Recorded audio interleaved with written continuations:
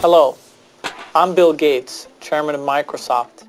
Microsoft has hovered around the $3 to $4 trillion mark.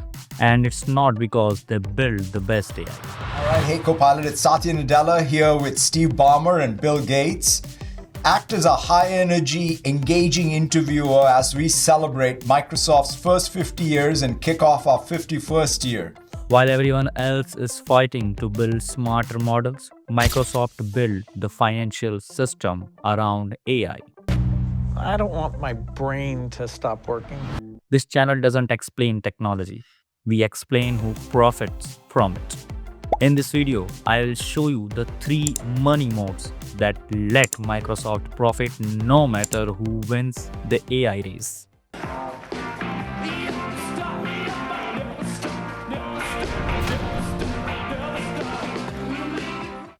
For 14 years, Microsoft's stock went nowhere. Windows was saturated, mobile passed them by.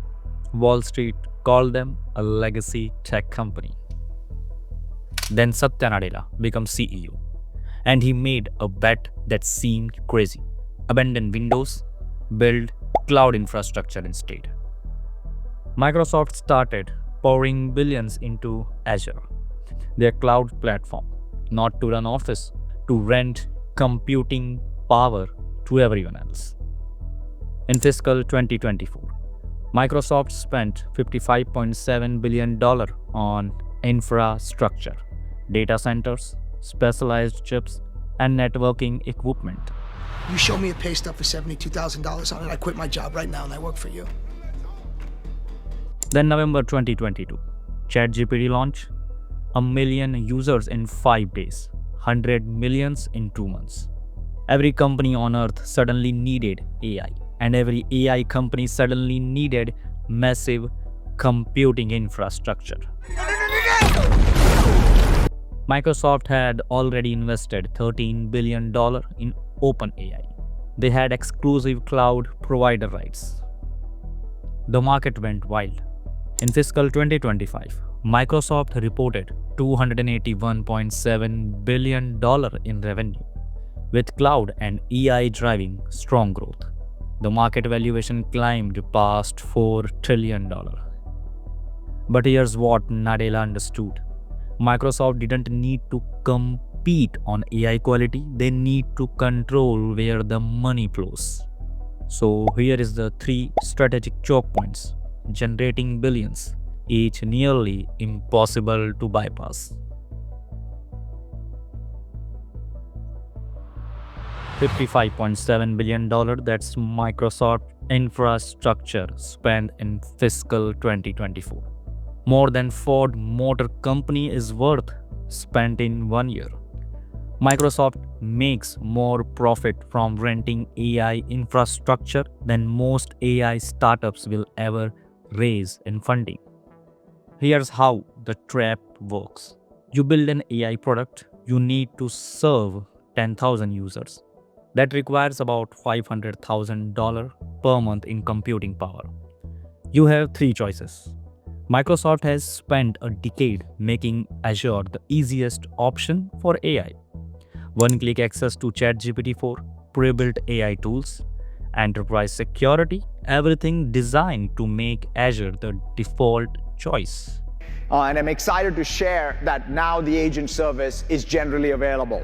Once you are in Azure, Microsoft takes a cut every single time an AI thinks. And for every dollar you spend, Microsoft keep 60 to 70% as profit. Think of it like prime real estate. You could rent a storefront in the suburbs for $2,000 a month or rent in Manhattan for $50,000. Manhattan costs 25 times more, but if you want scale and premium customers, there are no alternatives. Microsoft owns the Manhattan of AI infrastructure. This is create a compounding advantage. Microsoft's Azure is positioning to capture a significant percentage of that growth. Here's why this makes Microsoft money. Because they just need to own the infrastructure every AI model runs on. But that's just the first moat. Here's the crazy part. Microsoft's most profitable AI business isn't in data center. It's inside Excel and Outlook. The original vision of the company was a slogan that was a computer on every desk and in every home. And in the mid-1980s, that was still kind of a crazy thing. 400 million people use Microsoft 365 for work. Outlook, Word, Excel, and MS Teams. Companies pay $12 to $57 per user per month. Microsoft Cloud revenue exceed $168 billion annually with strong growth across enterprise services. Meet Sarah, CFO of an 800-person company. They've used Microsoft 365 for years. Early 2024, Microsoft offers Copilot, AI in every app.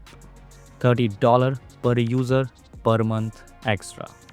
That's $288,000 per year, substantial new expense. But then she hears competitor deployed Copilot. Research show workers using AI assistant are 25 to 30% more productive. If competitors work 30% faster and her team doesn't, they're not behind on technology, they are behind on everything. She approves it, not because she wants, because she has to. This is productivity arms race. Once a few companies is an industry adopted Copilot, everyone else must follow or fall behind. Copilot adoption is expanding rapidly across enterprises. If a significant portion of the users base adopt Copilot at $30 per month, this represents one of the highest margin products Microsoft has ever launched. Because Copilot runs on Microsoft's own infrastructure, analysts expect it to carry very high margins over time. If adoption reaches that scale, 160 million users at $30 per month, that would generate approximately $57.6 billion in annual revenue. At that scale, this would generate more annual profit than Netflix reportedly makes from streaming, from one upgrade to existing software. Here's why this makes Microsoft money.